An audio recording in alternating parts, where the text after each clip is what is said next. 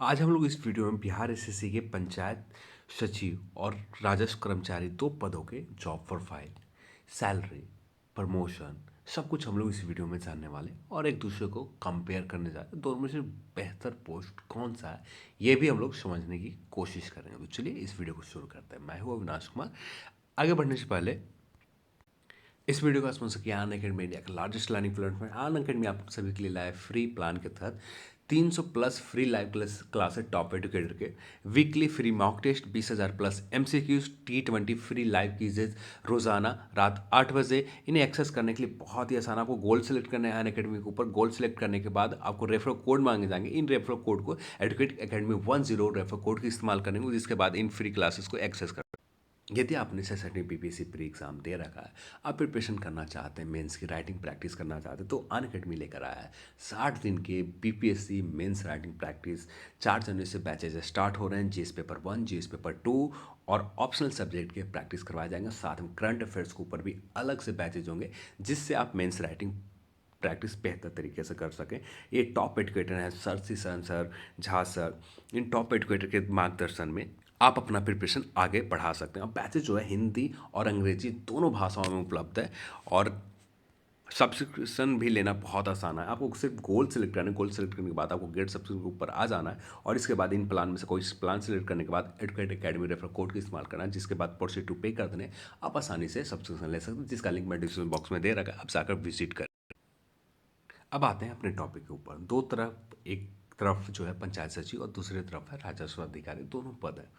यहाँ पर दोनों पदों की जो शैक्षणिक योग्यता है ये 10+2 है। दोनों पदों के लिए देखें तो जो भर्ती आयोग है बिहार एसएससी के द्वारा इन दोनों पदों को ऑर्गेनाइज किए जाते हैं, भर्ती ली जाती है। इसके बाद आपका सिलेक्शन होता है PT मेंस और डॉक्यूमेंट वेरिफिकेशन के द्वारा, और जबकि इस राजस्व कर्मचारी का सिलेक्शन होता है PT मेंस, टाइपिंग टेस्ट लिए जाते हैं, क्वालिफाइंग नेचर के होते हैं। इसमें कोई आप तुरम खान होने की ज़रूरत नहीं है, सिर्फ आप क्वालिफाई कर जाते हैं। तो इस राजस्व कर्मचारी में तो आपको यहाँ पर डॉक्यूमेंट वेरिफिकेशन लिए जाते हैं। उसके बाद लिस्ट तैयार किए जाते हैं, जो शॉर्ट लिस्टेड लिस्ट होते हैं यहाँ पर जो राजस्व कर्मचारी के भेजे जाते हैं land revenue and reform department में, जबकि पंचायत सचिव को भेजे जाते हैं जो शॉर्ट लिस्टेड लिस्ट है ये ग्राम पंचायत डिपार्टमेंट में भेजे जाते हैं। और ये लिस्ट के आधार पर, ये लिस्ट को बेस बनाकर ये जो ग्राम पंचायत डिपार्टमेंट है ये आपको अपॉइंटमेंट दी जाती है। यहाँ से अपॉइंटमेंट दी जाती है और यहाँ पर भी राजस्व कर्मचारी की जो अपॉइंटमेंट दी जाती है land revenue and reform department के द्वारा दी जाती है, जिन्होंने जिस विभाग ने दिया था इस भर्ती को पूरा करने के लिए आयोग को, उसको जो आपको शॉर्ट लिस्ट करने के बाद उनको दे दिए जाते हैं, वे लोग ही आपको अपॉइंट करते हैं। अब बात करते हैं आगे की ओर। आपका पर यहाँ पर जो पोस्टिंग की जाती है पंचायत सचिव की और राजस्व कर्मचारी की, दोनों की पोस्टिंग जो होती है पंचायत लेवल पर ही होती है। और पंचायत लेवल की बात करें तो यहाँ पर इनकी पंचायत ऑफिस में होती है। अब इनको पंचायत लेवल पर एक मुखिया के सचिव के तौर पर किए जाते हैं। दोनों कह सकते हैं कि पंचायत ऑफिस में ही किए जाते हैं। इनका वरीय अधिकारी जो पोस्टिंग की जाती है ब्लॉक लेवल के BDO के द्वारा की जाती है, जो पंचायत मुखिया के सचिव के तौर पर नियुक्त किए जाते हैं इन्हें। और कौन नियुक्त करता है? BDO नियुक्त करता है ब्लॉक लेवल पर। अब इनके वरीय अधिकारी है, इनके द्वारा काम भी दिए जाते हैं जो करने होते हैं पंचायत सचिव को। इसके बाद बात करें इनके अपॉइंटमेंट जो दी जाती है land revenue and reform department के द्वारा, तो दोनों में डिफरेंस बहुत कम है। आप यहाँ पर ही देखें तो एजुकेशन क्वालिफिकेशन में कुछ ज़्यादा डिफरेंस नहीं है, सिर्फ आपका जो ऑथोरिटी है, अपॉइंटमेंट ऑथोरिटी है, ये बदल जाता है। यहाँ पर भी कुछ ऐसा ही है आपका। इसके बाद बात करें इनके वर्क प्रोफाइल के ऊपर, और दोनों वर्क प्रोफाइल देखें तो ऑलमोस्ट एक का काम बहुत ज़्यादा टफ है और दूसरे काम उतना प्रेशर नहीं, उतना लोड नहीं है। जैसे राजस्व कर्मचारी की देखें उतना प्रेशर नहीं है जितना प्रेशर और लोड पंचायत सचिव के है। यहाँ पर अपॉइंटमेंट जो की जाती है आपके पंचायत में किए जाते हैं। इनका भी अपॉइंटमेंट जो होते हैं पंचायत में ही होते हैं, पर इनका अपॉइंटमेंट पंचायत में ही रहकर आपको काम करने होते हैं। यहाँ पर तो एक से ज़्यादा पंचायत का काम करने होते हैं, जबकि यहाँ पर कुछ पंचायत मुखिया के काम किए जाते हैं। तो यहाँ पर भी शायद कुछ पंचायत दिए जाते हैं। तो दोनों में देखें तो एक तरह क्या है, यहाँ पर भी कुछ पंचायत दिए जाते हैं, यहाँ पर भी कुछ पंचायत दिए जाते हैं जो मुखिया का सचिव बनाकर भेजे जाते हैं।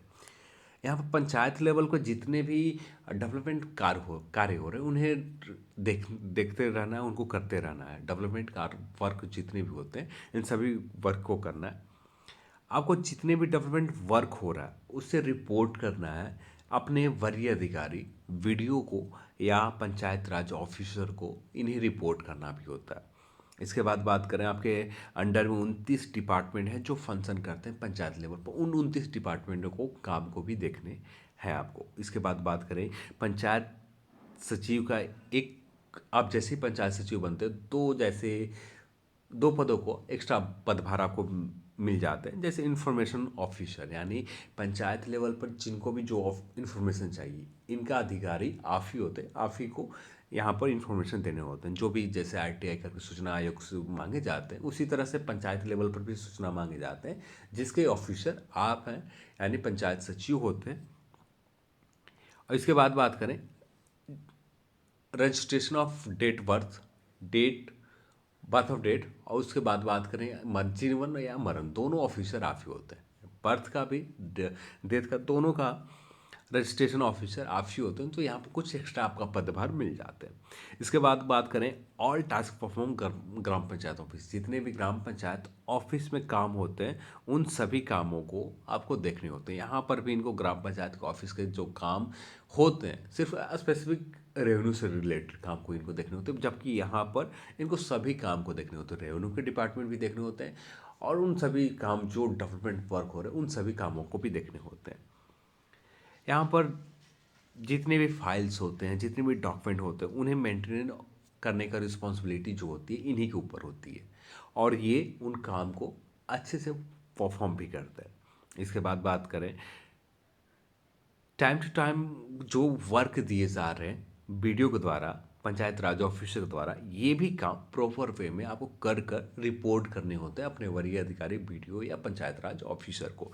तो यहाँ पर आप देख सकते हैं कि वर्क प्रेशर बहुत ज़्यादा है, जबकि यहाँ पर आप देखें तो सिर्फ रिकवरी ऑफ लैंड रेवेन्यू का रिकॉर्ड रखने होते हैं जो आपको रिकवरी कर सके, और रिकवरी करने होते हैं। उसके बाद जो भी रेवेन्यू आ रहे हैं उन्हें रिकवरी करने होते हैं, और उनके जो लैंड रिकॉर्ड्स है जो ग्राम पंचायत दिए गए, एक से ज़्यादा ग्राम पंचायत आपको दिए गए, उन ग्राम पंचायत को लैंड रिकॉर्ड को आपको रखने होते हैं राजस्व कर्मचारी का।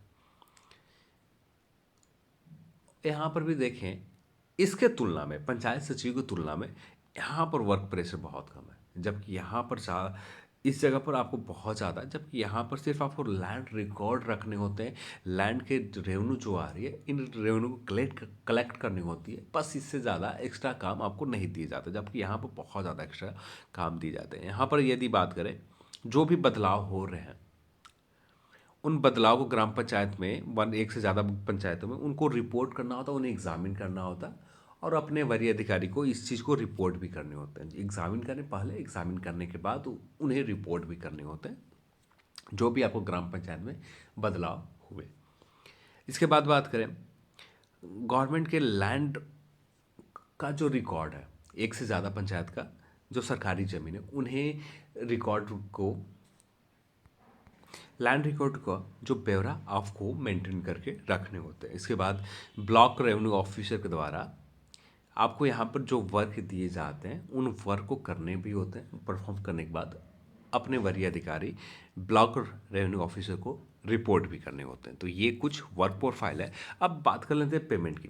पेमेंट 7th पेपर लेवल 3 का पोस्ट है पंचायत सचिव का, जबकि राजस्व कर्मचारी के लेवल 2 का पद है। 6 पे में देखें तो 2000 ग्रेड पेपर है, और राजस्व कर्मचारी का 1900 ग्रेड पेपर है, और इनके जो पेमेंट बनते हैं 7th पेपर 21,700, और प्लस अलाउंस जोड़ कर दे रहे DA, MA, HRA other allowance जोड़ लेने के बाद आपको 30,000 के आसपास पेमेंट बनते हैं। जबकि यहाँ पर देखें 7th पेपर 19,900 7th पेपर बनता है, प्लस अलाउंस जोड़ने के बाद आपको सैलरी जो बनती है 25,000 के आसपास।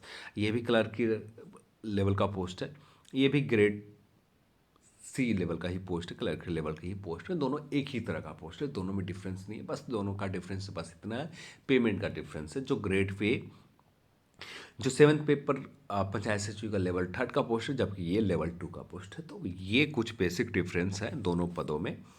इसके बाद बात करें प्रमोशन में, तो प्रमोशन दोनों एक ही जैसे हैं।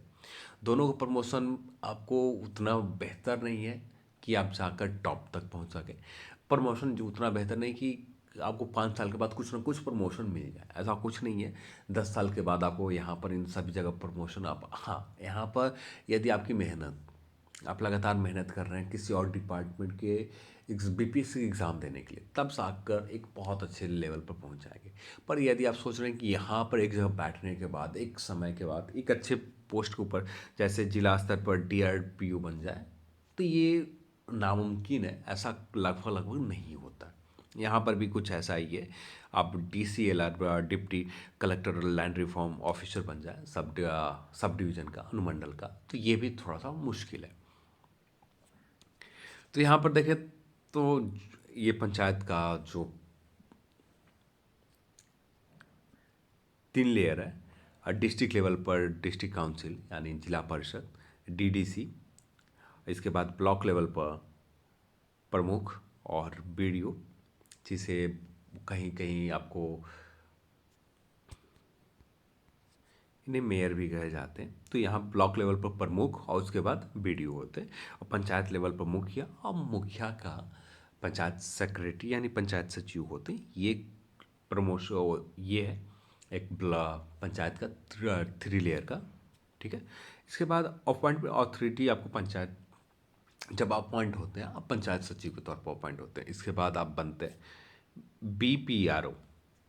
बीपीआरओ बनने में बहुत समय लग जाते हैं, और यहाँ पर जो बीपीआरओ बनने का क्राइटेरिया है, प्रखंड पंचायती राज पदाधिकारी, उसके बाद आपका प्रमोशन होता है तो जिला पंचायती राज पदाधिकारी में होते हैं। और यहाँ पर प्रमोशन का एक क्राइटेरिया, यहाँ पर बीपीआरओ बनने के लिए बहुत लंबे समय लग जाते हैं। आप यहाँ तक डीपीआरओ बनते बनते लगभग लगभग ना के बराबर ही लोग बनते हैं। आपका परफॉर्मेंस बहुत बेहतरीन होते हैं, आपका वरीय सूची देखे जाते हैं, वरीयता देखे जाते हैं। दोनों देखने के बाद आपको फाइनली यहाँ पर बीपीआरओ तक आप पहुँच पाते हैं। तो बीपीआरओ तक लोग, कुछ कुछ लोग पहुँच जाते हैं और कुछ लोग नहीं पहुँच पाते हैं। तो बीपीआरओ एक तरह से कह सकते हैं आपका वर्क प्रोफाइल बहुत बेहतरीन होता है, आपका वरीयता सूची, वरीयता बहुत ज़्यादा अच्छे होते हैं। तो आप यहाँ पर बीपीआरओ तक तो 10 साल के बाद आप आराम से पहुँच सकते हैं। और यहाँ पर एक क्राइटेरिया, जो बीपीआरओ को नियुक्ति होती है, यहाँ पर 25% ही पद, यानी टोटल पद जो है 100 है, जिनमें से 100 पदों में से सिर्फ 25 पदों का प्रमोशन के द्वारा फुलफिल किए जाते हैं। बाकी जो 75 पद हैं, इनको ओपन मार्केट में रिक्रूटमेंट लाकर फुलफिल की जाती है।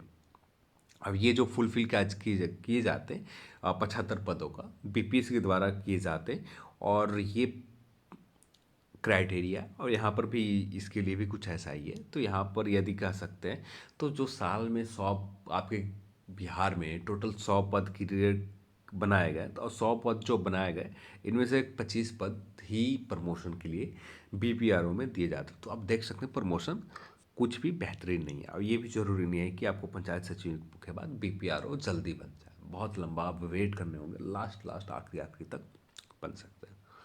इसके बाद प्रमोशन राजस्व कर्मचारी की देखें तो इसके बाद ब्लॉक लेवल पर सर्किल ऑफिसर बनते हैं।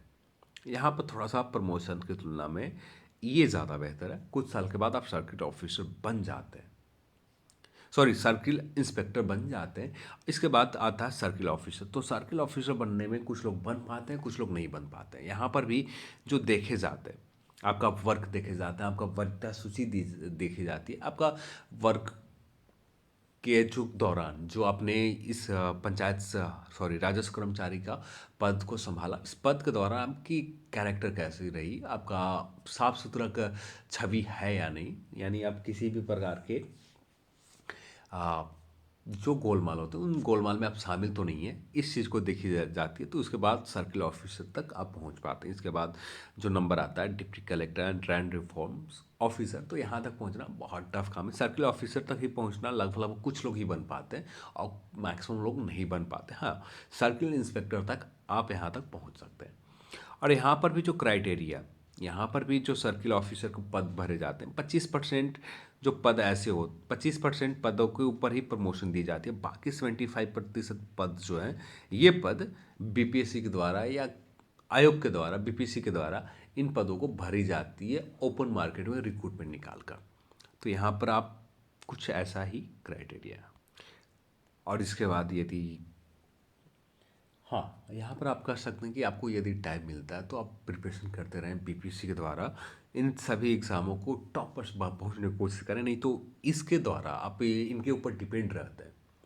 इन पद के ऊपर आपको लग ज्वाइनिंग हो गया उसके बाद इसी पदों के ऊपर डिपेंड रहते हैं कि आप छोड़ देते जो हो गया और इन्हीं प्रमोशन के आधार पर आप वेट करते तो बहुत एक ही डिपार्टमेंट में आपको लगातार काम करने हैं। बहुत लंबे समय तक 10 से साल के आसपास काम करेंगे तब जाकर सर्किल इंस्पेक्टर बनते हैं। और यहाँ पर तो बीपीआरओ बनने में भी कह सकते हैं कि बीपीआरओ बनने के लिए भी 25% आपका लक आपका काम आपका काम के बाद आपका वरीयता क्या ये सारे देखने के बाद प्रमोशन होते हैं बीपीआरओ में। तो प्रमोशन का स्कोप दोनों में एक तरह से बहुत ख़राब है, उतनी अच्छी नहीं है। हाँ, प्रमोशन का यदि देखें तो पंचायती यहाँ पर आप जिला पंचायती राज पदाधिकारी बनते हैं, जबकि यहाँ पर deputy collector land reform officer बनते हैं। तो यहाँ पर सभी जो पद है राजस्व अधिकारी में राजस्व विभाग में हुआ है। सर्किल इंस्पेक्टर भी तो आप राजस्व विभाग में ही बनते हैं। सर्किल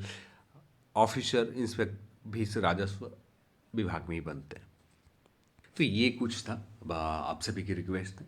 और तो आज हम लोगों ने इस दोनों पदों को ऊपर समझा, दोनों पद के प्रमोशन भी देखा, दोनों पदों का पेमेंट क्या है पेमेंट को भी समझा, दोनों पद का वर्क प्रोफाइल क्या है ये भी समझा और सिलेक्शन प्रोसेस को भी बात की। तो अब आज की इस वीडियो में इतना ही। इस वीडियो को देखने के लिए आप सभी को बहुत बहुत धन्यवाद। जय हिंद।